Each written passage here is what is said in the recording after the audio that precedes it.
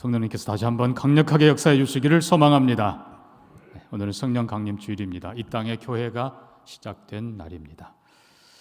유대인들은 이 오순절에 대해서 두 가지를 얘기합니다. 하나는 이스라엘 백성들이 출애굽하고 유월절 어린 양의 피로 출애굽하고 그리고 시내산에 오고 그리고 그들이 준비하고 몸을 정결케 하고 그리고 하나님 앞에 서서 십계명을 받은 날, 그날을 77절이라고 강조합니다. 77절. 그래서 한마디로 말하면 출애굽의 완성이 77절입니다. 이스라엘 백성들이 애굽에서는 종 노예들이었습니다. 그리고 광야에서는 오합지졸이었습니다. 그러나 이제 시내산에서 그들이 하나님 앞에 새로운 백성이 되고 하나님의 계약, 계명의 말씀을 받고 이제는 이스라엘이라고 하는 나라가 시작됩니다. 12지파 그리고 각 천부장, 백부장 다 진영을 갖추어서 이제는 하나님의 군대, 하나님의 나라가 시작되는 것입니다.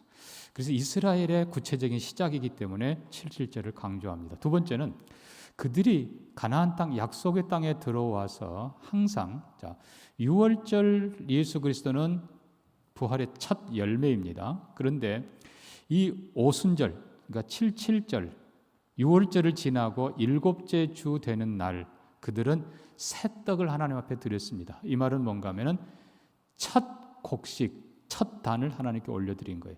맨 첫 단으로 새 떡을 만들어 하나님께 올려드리면서 감사하고 기쁨을 나눴습니다. 그래서 이 첫 단, 물론 이제 첫 추수는 한 달 후에 이루어집니다. 그래서 우리가 맥주 감사절 지킵니다만은 그거는 전체를 거둬들이는 추수이고 첫 단을 올려드리는 이것이 신약 교회, 오순절에 마가 요한의 다락방에 모였던 예루살렘 교회 120여 명의 성도들이 첫 이삭으로, 첫 단으로 하나님께 올려진 것입니다. 그래서 초대교회는 이 두 가지를 다 그들은 기뻐했습니다. 물론 부활절 중요한 거지요.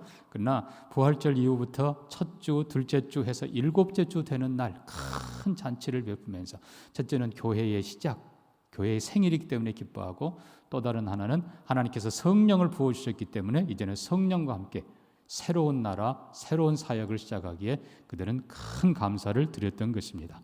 어떤 신학자는 이렇게 얘기를 합니다. 예수님의 탄생, 물론 인류의 위대한 기적, 위대한 역사이지만 그것보다 더 큰 영향력이 바로 오순절 성령 임하심이다. 성령이 임하셨기 때문에 예수님이 누군가를 알게 되고 하나님을 알게 되고 그리고 온 세상 모든 민족에게 복음이 전개되기 시작했기 때문이라는 것이죠. 굳이 비교할 필요 없이 저는 이렇게 표현하고 싶습니다. 성탄절은 하나님의 아들 예수님이 육신을 입고 이 땅에 오신 성육신한 날입니다. 마찬가지로 오순절은 하나님의 성령이 육신을 입고 이 땅에 오신 성령의 성육신의 날입니다. 아주 중요한 날이에요. 그래서 성령님께서 이 땅에 오셔서 교회를 시작하셨는데 시작하셨을 뿐만 아니라 교회를 이끄시고 그리고 교회를 통해서 큰 역사를 계속하시고 마지막에 추수감사가 남아있는데 모든 나라 민족에게 복음이 증거되고 그들을 하나님께로 인도하는 마지막 날 수장절이 있게 될 것입니다. 자, 그런데 사도행전 2장 우리가 아는 대로 성령 강림하는 오순절이 기록됩니다. 그런데 문제는 1장입니다. 성령님이 왜 오셨는가? 성령님이 누구인가? 성령님이 무슨 일을 하시는가를 1장에서 이미 예수님께서 세 가지로 가르쳐주고 계십니다. 출애굽기도 마찬가지예요. 출애굽기 20장에 십계명을 받습니다. 아까 제가 말씀드렸어요. 그런데 20장 출애굽기 20장 십계명을 받기 이전에 19장에서 왜 십계명이 필요한지, 왜 계명을 주셨는지를 말씀합니다. 출애굽기 19장에 보면은 온 세계가 내게 속하였나니 너희가 내 말을 듣고 순종하면, 계명을 듣고 순종하면 너희가 제사장 나라가 되리라.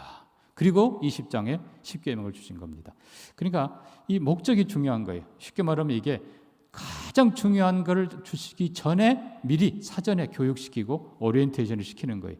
자, 사도행전 1장에는 성령님에 대해서 예수님이 세 가지로 얘기하고 계십니다. 자, 먼저 2절, 3절입니다만은 그가 택하신 사도들에게 성령으로 명하시고 또 고난받으신 후에 확실한 많은 증거로 친히 살아계심을 나타내사 40일 동안 그들에게 보이시며 하나님 나라의 일을 말씀하시니라. 실은 여기까지 다 연결됩니다.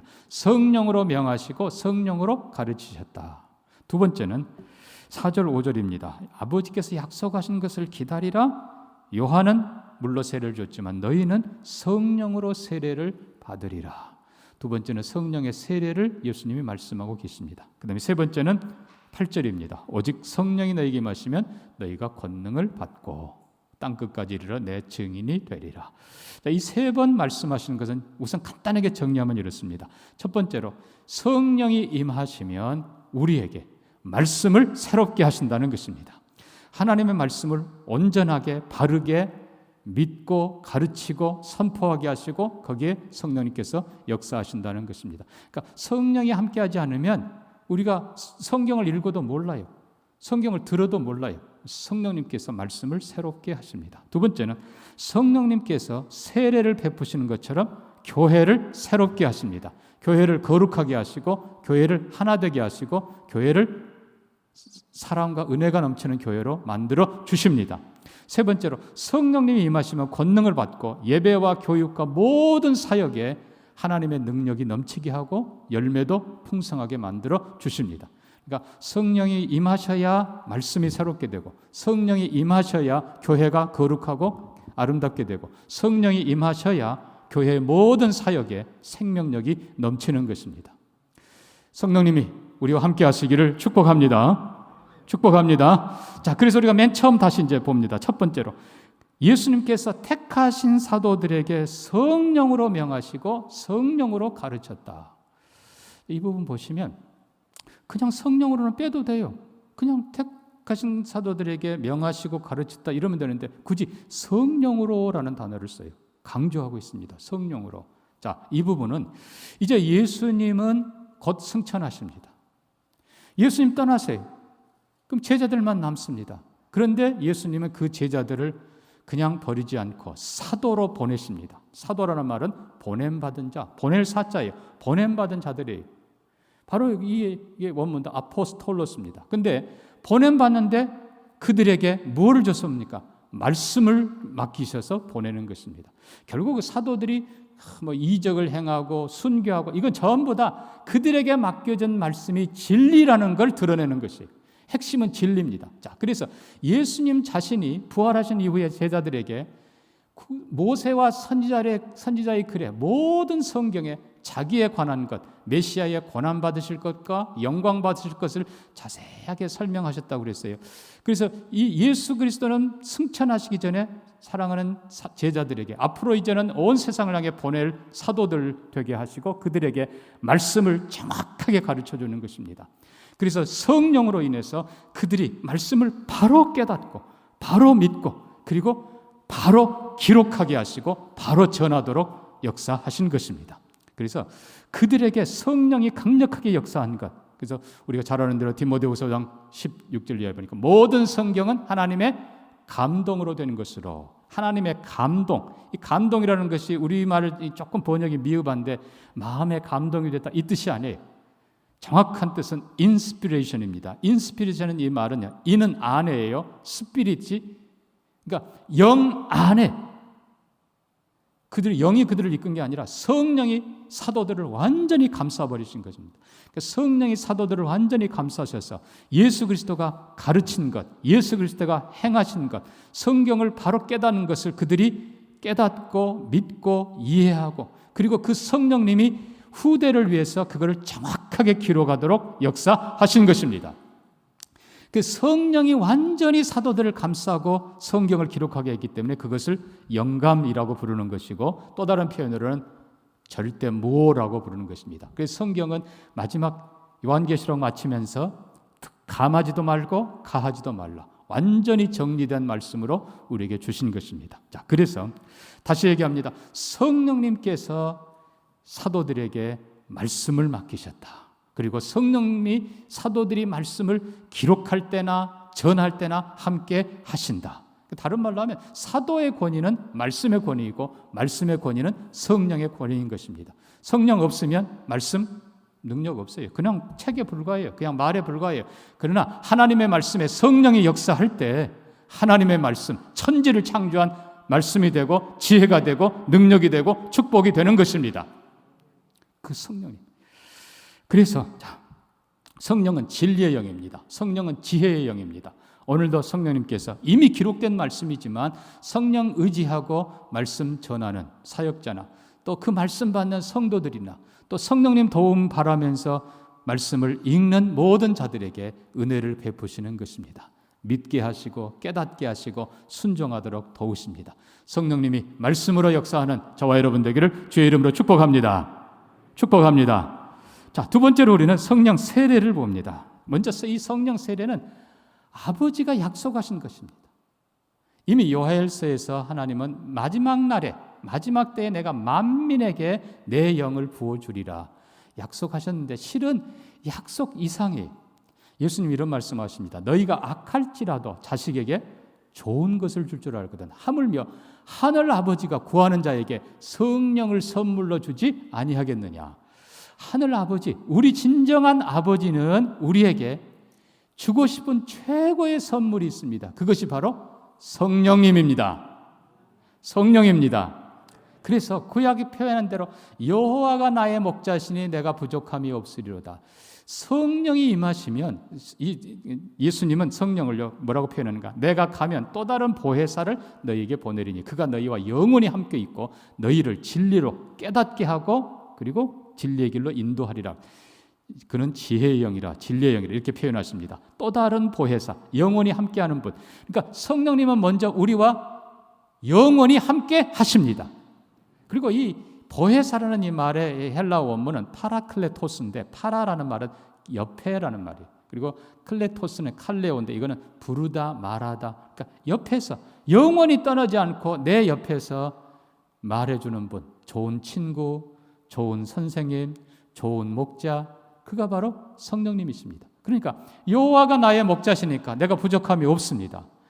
우리에게 가장 필요한, 양에게 가장 필요한 건 목자이듯이 성도에게 가장 필요한 것은 성령님입니다. 언제나 성령님이 함께 하시면 좋은 목자처럼 공급해 주시고 치유해 주시고 보호해 주시고 인도해 주시고 아멘? 그 성령님이 최고예요. 근데 안타깝게도 우리 성도들이 성령 사모하는 분이 그렇게 많지 않은 것 같아요. 그건 잘못된 겁니다. 이것저것 주세요보다도 성령님 충만히 보내시고 성령 충만 달라고 하는 것이 우리의 최고의 기도가 되어야 할 것입니다. 그래서 하나님이 우리가 정말 성령 구하기를 그렇게 기대하세요. 성령 주기를 그렇게 원하세요. 자, 근데 이 중요한 건 성령의 세례라고 표현을 썼습니다. 여러분 세례라고 하면 지난번에 마태복음 마지막 장 참고하시기 바랍니다. 아버지와 아들과 성령의 이름으로 세례를 베풀고 물론 외적으로는 물로 베푸는 거지만 본질적으로 성령님이 역사하시는데 아버지의 은혜를 우리에게 확인시켜 주는 분, 적용해 주시는 분, 예수 그리스도의 죽으심과 예수 그리스도의 부활. 원래는 세례가 물속에 들어갔다 나오는 거잖아요. 한편으로는 옛것은 죽고 새 것으로 일어나고 또 한편으로는 씻음이 새롭게 한 것이 예수 그리스도의 모든 의를 우리에게 이루시는 분 성령님. 그리고 아까도 말씀드렸지만 우리와 함께 하시고 우리에게 믿음 주시고 우리를 하나님의 사람으로 세워주는 분이 성령님이십니다. 그래서 결국은 성령의 세례를 받는다. 성령의 또 다른 표현으로는 인친다라고 되어 있어요. 확증한다는 것이에요. 그러니까 성령님이 우리 가운데 임하시면 우리가 이제는 하나님의 자녀로 새로운 신분이 되는 것입니다. 성령님이 우리에게 임하시면 예수의 사람으로 새로운 성품, 이제는 새로운 사람으로 사는 것입니다. 성령이 우리에게 임하시면 새로운 삶으로 이제는 기뻐하며 찬양하며 새로운 사명을 가진 사람으로 살게 되는 것입니다. 그래서 하나님 아버지가 주시는 새로운 신분, 예수 안에 있는 의로운 그리고 거룩한 성품의 사람, 그리고 성령이 인도하는 사람으로 이제는 사명의 사람으로 서는 것입니다. 근데 중요한 것은 성령 세례를 여기서 강조하는 것, 사도행전 전체로 보면요, 언제나 복수로 되어 있습니다. 물론 특별한 경우에 바울이 성령에 충만하여 이런 경우로 바울 혹은 실라 개인적으로 성령 충만의 경우가 나옵니다. 그런데 그거는 사역자의 경우이고 아직 교회가 서지 않은 그런 지역에서 성령이 역사하는 경우입니다. 그 외에 대부분의 경우를 보면요, 사도행전 1장 그리고 2장에 나타나는 성령 첫 충만도 예루살렘 교회 공동체에 임한 것입니다. 너희에게 성령이 임한다는 거예요. 너에게가 아니라 너희에게 성령이 임하시고, 우리가 이미 2장에 아는 대로 120여 명의 사람들이 다 함께 성령 충만을 받았습니다. 아멘입니까? 그래서 성령님은 원칙적으로 공동체에 임하신다. 8장도 보면 사마리아 교회가 성령의 충만을 받습니다. 10장 가니까 고넬료와 그의 친구 일가들이 함께 모여요. 아직 정식 교회는 아니지만 공동체에 성령이 임하십니다. 13장 가면은 안디옥 교회에 성령이 임하십니다. 18장 가면 고린도 교회에 성령이 임하십니다. 성령님은 한 개인보다, 다시 얘기합니다, 특별한 경우 사역자들에게 정말 특별한 경우에 개인적으로 주십니다만 대부분의 경우는 공동체로 주십니다. 그래서 공동체를 거룩하게 하시고 공동체를 예수와 연합하게 하시고 공동체에 생명과 은혜와 사랑을 부어 주십니다. 그래서 여러분, 교회가 함께 성령 임하기를 기도해야 되는 것입니다. 다락방에 120여 명 예루살렘 교회 성도들처럼, 그래서 우리가 한두 사람 기도해가지고는 하나님이 기다리라 그랬어요.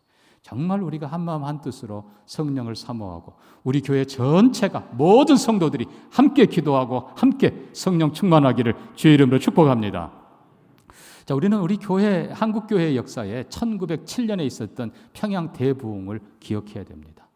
정말 그곳에 하나님께서 강력하게 역사하셔서 한국 교회를 새롭게 해주셨는데, 한편으로는 나라가 기울어 갑니다.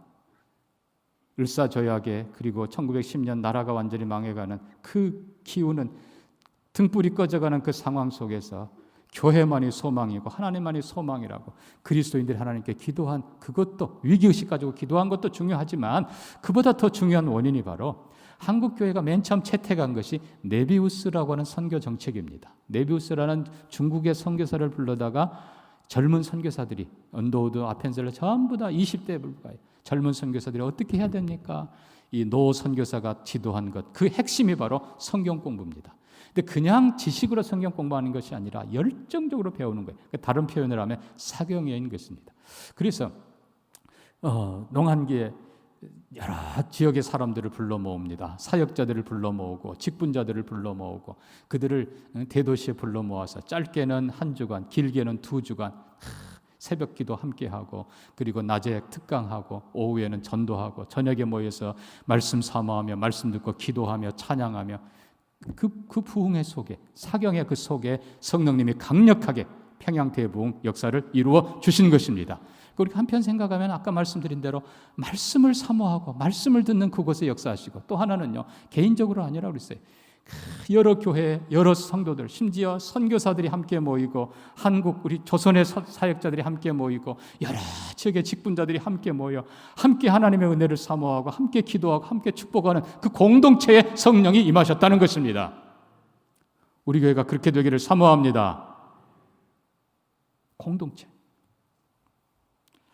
자, 그런데 우리가 오늘 한 가지 더 중요한 것을 봅니다. 4절 다시 보니까 예루살렘을 떠나지 말고라는 표현을 썼어요.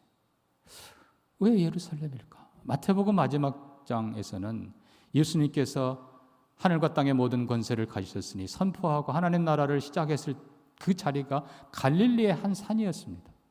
근데 오늘 본문 보면 사도행전에서는 예루살렘을 떠나지 말라고 가르치세요. 예루살렘.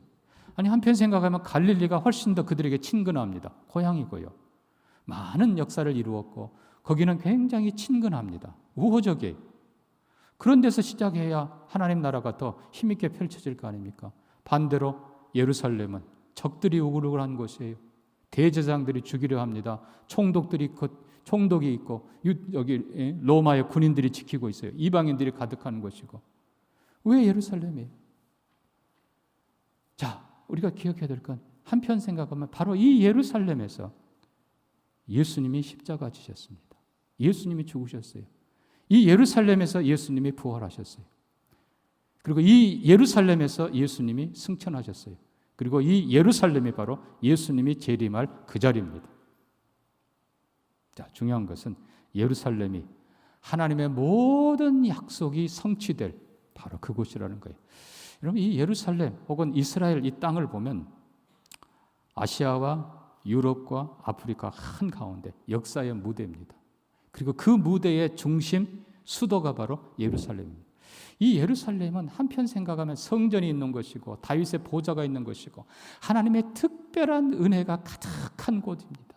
그러나 또 한편으로는 하나님을 향해서 지독하게도 대적했고 교만했고 배반했던 도시가 바로 예루살렘입니다.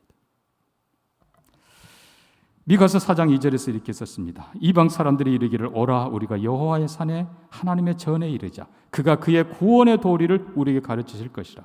이는 율법이 시온에서 여호와의 말씀이 예루살렘으로부터 나올 것이라. 자, 특별히 누가는 사도행전을 기록한 누가는 누가복음에서 예루살렘이라는 이 지명을 굉장히 강조하고 있습니다. 누가복음 2장에도 보면요. 예루살렘의 구속을 기다리는 사람들이라고 유대인들을 표현했습니다. 예루살렘.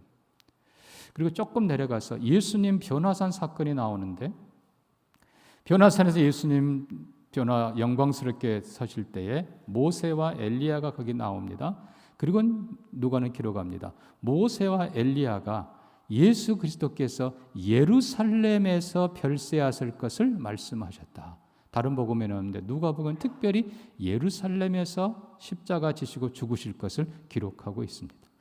정말 이 예루살렘은 성경이 말한 대로 선지자가 예수님 말씀하셨어요. 선지자가 예루살렘 밖에서는 죽는 법이 없느니라. 모든 선지자들을 가장 괴롭혔던 피 흘렸던 데가 바로 예루살렘입니다.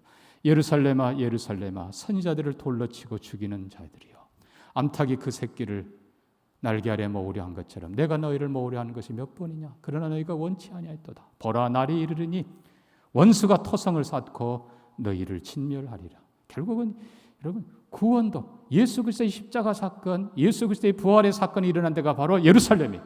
구원도 예루살렘에서, 그리고 심판도 예루살렘에서. 그리고 아까 말씀드린 대로 승천도 예루살렘에서, 재림도 예루살렘에서.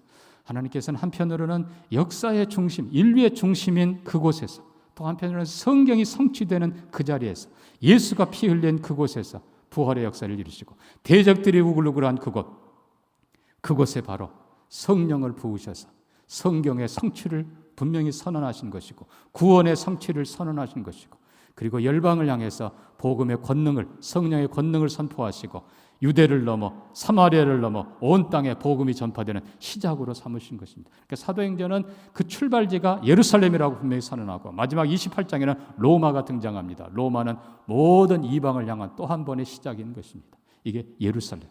굳이 이 예루살렘이라는 뜻을 우리에게 오늘 적용한다면 철저하게 예루살렘은 성경 중심이라는 것입니다.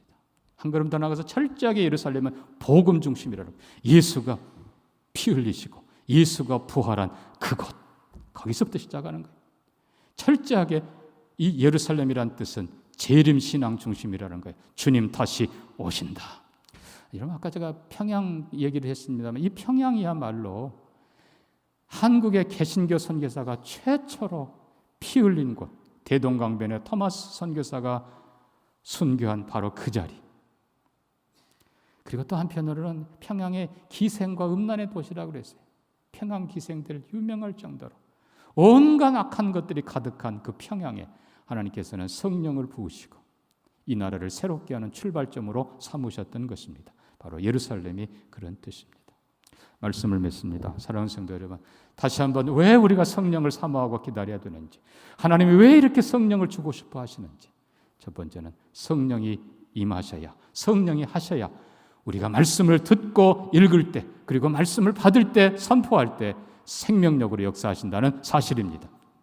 성령이 깨닫게 하시고, 성령이 믿게 하시고, 성령이 우리 마음을 변화시켜 가십니다. 두 번째로 성령과 교회, 결국 성령이 세례, 새 생명을 주시고 성령이 깨끗하게 하시고 성령이 예수와 연합하게 하셔서 성령님이 역사해야 교회가 하나 되고 교회가 하나님의 교회, 예수의 교회가 된다는 겁니다. 성령이 역사해야 교회가 화목하고 교회가 사랑이 넘치고 교회가 참 은혜가 넘치는 것입니다. 성령 떠나면 쌈판이에요. 성령 떠나면 이거는 인간 더러운 것만 가득해요. 성령이 충만하게 임하셔서 교회를 교회답게 세우는 역사가 있기를 소망합니다. 성령이 역사하셔야 권능이 임하고 예배가 하나님께 올려지는 거룩한 예배가 되고 교육과 사역과 전도와 선교가 생명이 넘치고 지혜가 넘치고 은혜가 넘치고 열매가 가득할 것입니다. 우리 같이 한번 기도합니다. 말씀 기억하면서 성령님, 우리가 말씀 들을 때 읽을 때 역사해 주옵소서. 눈을 밝혀주시고 믿음을 주시고 순종하도록 깨닫게 역사해 주옵소서. 말씀과 함께 역사하는 성령님을 사모하면서 또 성령님이 함께 하셔야 우리 가정이 진정으로 화목하게 됩니다. 성령님 역사하셔야 우리 교회가 진정으로 하나 되고 거룩해져요. 이런 교회 되게 해 주옵소서. 성령님 역사하셔야 교회의 모든 사역, 예배가 예배답게 되고 교육이 교육답게 되고 그리고 전도와 선교가 생명이 있고 열매가 있을 것입니다. 성령님 함께 하시고 풍성히 역사해 주옵소서. 우리 같이 한번 기도합니다. 하나님 아버지, 우리에게 성령 주시기를 기뻐하는 줄 믿습니다. 우리가 다시 한번 성령 충만을 사모하면서 말씀을 선포할 때, 말씀을 들을 때, 말씀을 읽을 때, 말씀을 순종할 때 깨닫게 하시고 믿게 하시고 순종하도록 역사해 주시옵소서. 성령님 우리 가운데 역사하셔서 교회가 교회답게 하시고 거룩하게 하시고 하나 되게 하시고 사랑과 은혜가 넘치는 교회가 되게 하여 주시옵소서. 성령님 우리 교회에 역사하셔서 교회의 예배가 예배답게 하시고 교육이 교육답게 하시고 전도와 선교의 열매가 있도록 축복하여 주옵소서. 도우시기를 구하오며 예수님 이름으로 기도합니다. 아멘.